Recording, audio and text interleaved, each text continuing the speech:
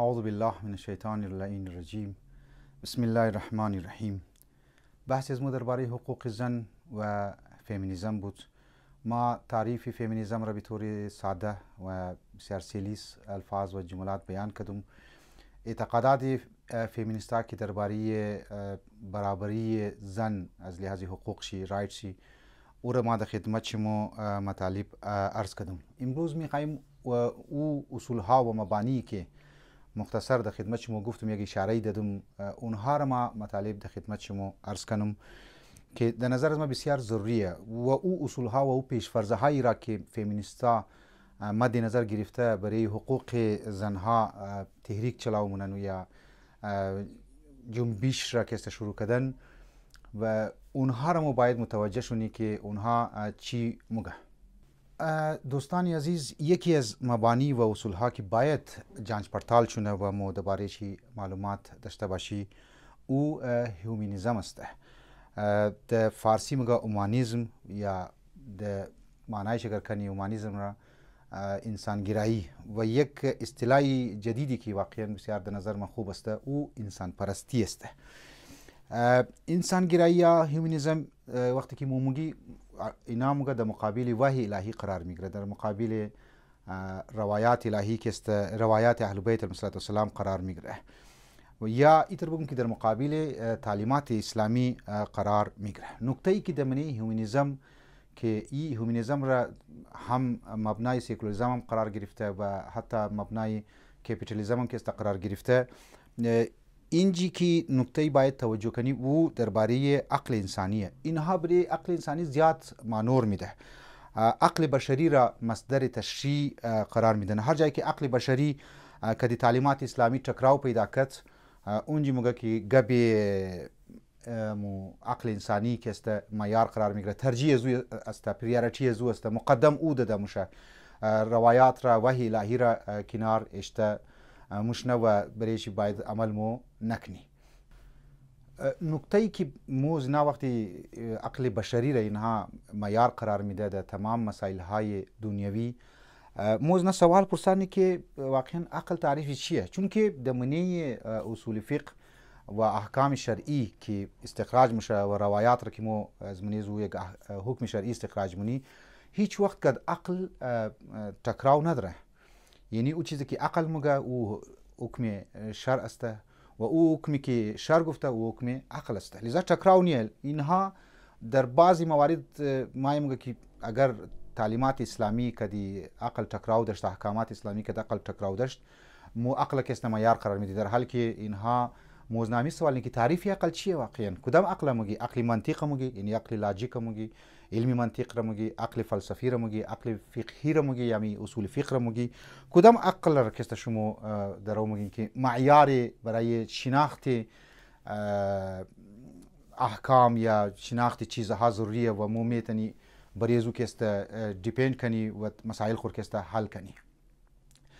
برحال یک مسئله خودی بحث عقل بسیار طولانیه که ما باید ایرم آهسته آهسته طرف شی بوری، بحث های فلسفی را پیش بیری، بحث های معرفتی را پیش بیری که عقل معنایش چیه. لذا اینها عقل را که تعریف مونه در امزو فیمینیستای دیسی که دمنی معاشره از موسته که تقلید از مغربی ممالک کردن یا تقلید از بعضی از فیمینیستایی که دمنی مغربی ممالک بود امریکا بوده از اونا که کده خودون چیم تبال عقل تعریف شی خبر نیه. لذا اینها وقتی که عقل بشری را زیاد برایش تاکید مونه و اینا رو میگی عقل گرا، اینها خودون چی در یک جایا که است واقعا ممنوع و در بند گلی که است گرفتار مشنه. باید لذا در زی مرحله ما باید از اینا سوال کنی که تعریف عقل چیه، معیار عقل که شما میگین اونا چیه، آیا عقل عرفیه، کدام عقل است، اینها را باید از اینا مو سوال کنی. واقعا یک چیزی دیگه ای که عزیزان من نکته ای که جالبی که درباره هیومنیزم باید گفته شونه این است که در اوایل یعنی در شروعات وقتی که نعره هیومنیزم یعنی انسان که است مشروط هدفی بود که انسان را از امو تعلیمات کلیسا یعنی انجیل که است شیر تعریف کنه و برای دنیا که است پیش کنه. لیکن آهسته آهسته از اول با کلیسا هم چون که او چیز را که باید تعریف میکرد انسان را اونها هم نتونستن از دیگه لبه خود اینها آمدن برای سیاسی مقاصد خو کلیسا را کنارش تک و آلی خود انسان ها آمدن کلیسا را تعریف کردن. یعنی بجای انسانی دینی که است برای دنیا پیش میکردن، خود انسان گرایی که است در دنیا پیش شد و در دیگه معنی که خود انسان ها انسان را تعریف کردن شروع کردن. وقتی خود انسان ها انسان را تعریف کردن شروع کردن و مورد جنج پرتال قرار دادن، از اون طرف دینی تعلیمات کنارش شد. تفسیرها که است که درباره انسان دین ادیان ها گفته بود اونها که است کنارش شد و آهسته آهسته دیگه تفاسیرهای مختلف، تعریفهای مختلف، علوم انسانی که است تعریفهای انسان که است برایش دیسکس ها شد و مقالات لیکایی شد، کالمزها لیکایی شد، تیسیس ها که است لیکایی شد. ماورای دین، ماورای یعنی اسلامی تعلیمات خودونی انسان ها آمدن دین انسان را تعریف کردن و امروز چون که اینها تفسیر بیرای کردن و خودون چی انسان را تعریف کردن، معیار مسئله تجربی را، علم تجربی را که است قرار دادن. لذا او اوایلی که تحریک شروع شده بود هیومنیزم را که از نگاه دین مو باید بشناسی، او دیگه به کلی که است از بین رفته. وقتی که ایتر شد باز آهسته آهسته انسان ها خودون چی که احکامات از خود خوره، خصوصیات از خود خوره شناختو شروع کردن و انسان را تعریف کردن. آهسته آهسته دین را کنار کشتک. نه فقط اینها دین را کنارش تک یا ادیان را کنارش تک یا فیمینیستای مسلمان که بگی که احکامات اسلامی را حتی جنج پرتالم کردن، آهسته آهسته چیکار شد؟ نتیجه ایتر شد که اینا در خلاف دین قرار گرفتن نکرده، در مقابل دین قرار گرفتن، در مقابل اقدارهای دین که قرار گرفتن، در مقابل اقدارهای اخلاقی دین و مخصوصا اسلام که قرار گرفتن و سبب شمی بود که اینها خودون چی وارد میدان شدن و انسان را تعریف کردن و تا انسان را برایش دنیا که است بیان کردن و این سبب شد که دین که است کنارش شد و این واقعا خطرناکه. یعنی موهایی که مذهبی است، موهایی که اهل بیت علیهم السلام را کلام نورانی از اونها را و قرآن را نجات بشریت که است میدانیم، اگر این سلسله دمنی معاشیزم پروان چراو شونه و یک فکری که در مقابل دین قرار بگیره، ای برای شمو جوان ها هم خطرناک است و برای سوسایتی از مو هم که خطرناک است. یک اثری خطرناک منفی و نگاتیوی هیومنیزم که فیمینیستای زیر مبنای مباحث قرار میدن او بسیار وحشتناکه. اگر انسان محور قرار بگیره بجای خدا محوری، اگر انسان که است تمام چیز باشه، مرکزیت انسان باشه و تعلیمات اسلامی، قوانین الهی که است کنار گذاشته شونه، یعنی یک طرف بوره، لازمه ازی کار چی میشه؟ مو طرف ازی باید نکته توجه کنی که لازمه ازی کار بسیار خطرناکه. چرا؟ چون که در نگاه دین، در نگاه اسلام، حتی در نگاه فلسفه، بعضی که مغربی مفکرین است اونها انسان را دو بوت که است، مگه انسان دو پهلو داره، انسان دو وجود داره، یک وجود خاکی است، یک وجود روحی انسان است، یعنی روح انسان است. وجود خاکی انسان لازمه یک وجود خاکی ایه که گناه کنه، فساد بندازه و هوا و هوس های خود که است پورا کنه. لذا اگر وجود خاکی انسان مورد توجه قرار بگیره که چنان که هیومنیزم همی کار داره مونه و فیمینیستا همی کار داره مونن، لذا از اول میگنی که دنیا که است ممکنه که بسیار تباهی و بربادی دوچار شونه، که میگنی دنیا تباهی و بربادی دوچار شده، جنگ ها، خون و کشت و کشتار و از یک ملک برای یک دیگه ملک کست چرایی کدو، اینها تمام امو نظریه هیومنیزم است دیگه، نه که انسان کست کدن.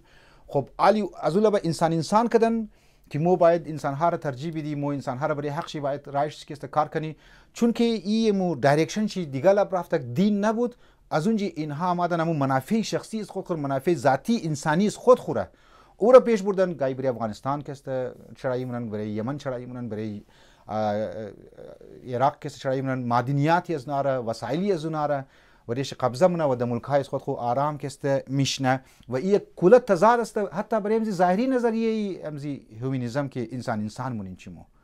اگر وقتی شما انسان مونین، خب باید تمام انسانها را آزادی بدین، تمام انسانها را باید رفاهیش خیال کنین، تمام انسانها را باید آسایشی که باید خیال کنین. لذا انسان که خاکی وجود چی محوریت قرار گرفته، مو در دیگه الفاظ میگه اگر هوس انسان محور و ملاک تمام چیزا قرار بگیره، پس نتیجه امی میشه که در مسائل خانوادگی و خواسته های جنسیتی مرد و زن بسیار کلیشیش ایجاد میشه.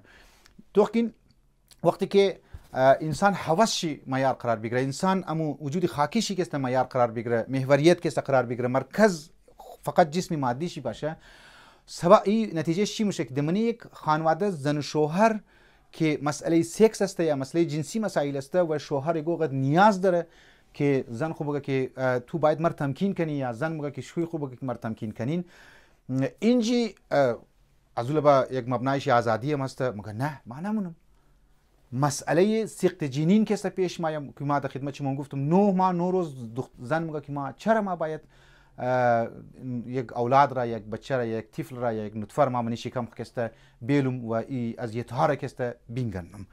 اینها مو آثار منفی انسان محوری و انسان گرایی یا همو هیومنیزم است که موس فمینیستا پرسان مونی واقعا که تو درو برای حق زن درو که آواز بلند کردی و علی ای امو مبنای است که هیومنیزم است و ای آزادی رم کنار شمیلی و زن نمیخوای که 9 ماه و 9 روز اولاد د شکم قبیله نسل انسانی چیکار میشه، دنیا که است نظم چیکار میشه، حق شوی که است که گرفته میشه، حق مرد که است گرفته میشه، اینها که است چی مشنه و همینطور هم جنس بازی رواج پیدا مونه.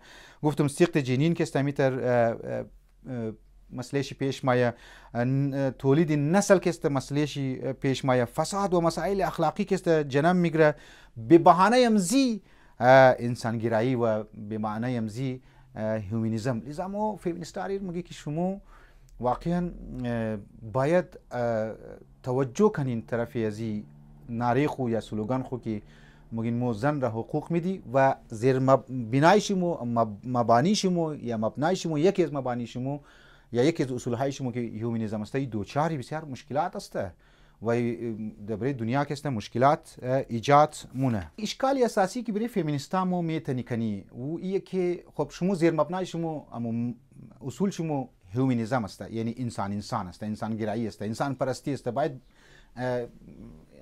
ایرا مو زیاد برش مانور بی توجه بدی فمینیستا ایر مگه مو نه سوال پرسانی که خب انسان معنیش چیه؟ انسان یعنی زن، مرد، پیر، جوان، اولاد، تمام انسان است دیگه.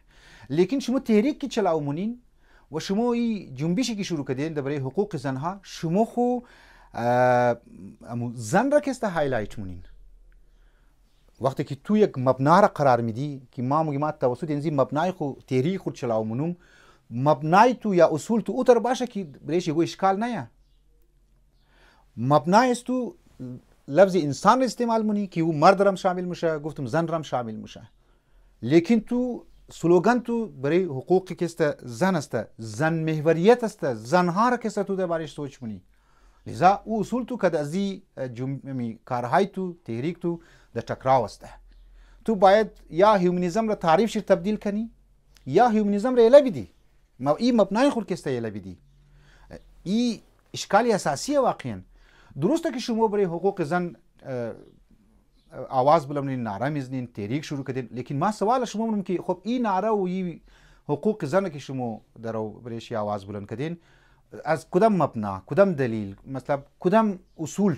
مو یکی از اصول های مو که آزادی، یکشی برابری، مساوات، یکشی که است هیومنیزم است، یعنی انسان بودن است. زن انسان است، مو درست انسان است.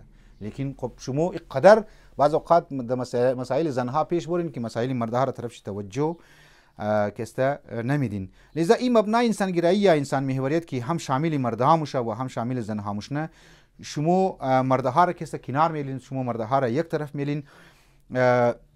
خلاصه مشکلات زیادی دزی ناره پیدا موشنه که انسانی معاشره در نظر از ما مفلوج مونه. دزوتر بگر توخ کنی که اسلام وقتی که دمنی قرآن مایه مگه که یا ایها الناس، ناس که مگه پس او ناس یعنی انسان هم زن را شامل میشه، هم مرد را شامل میشه. برای تمامی زن و مرد احکام جاری مونه و یک وظایفی جاری مونه، یک تکلیفی که است معین مونه که هر دو را شامل مشنه. یک مسئله دیگه ای که باید بیان کنم، بعضی سوال کرده بود مسئله تکلیف و حق است. رابطه حق و تکلیف که است چیه؟ فیمینیستا حق را که است مقدم مونه، پریارتی از حق است. اسلام ما مگه نه حق و تکلیف اردوشی دمنی زندگی انسان بسیار ضروریه که ایره در دیگه ویدیو در خدمت شما بیان مونم رابطه حق و تکلیف را.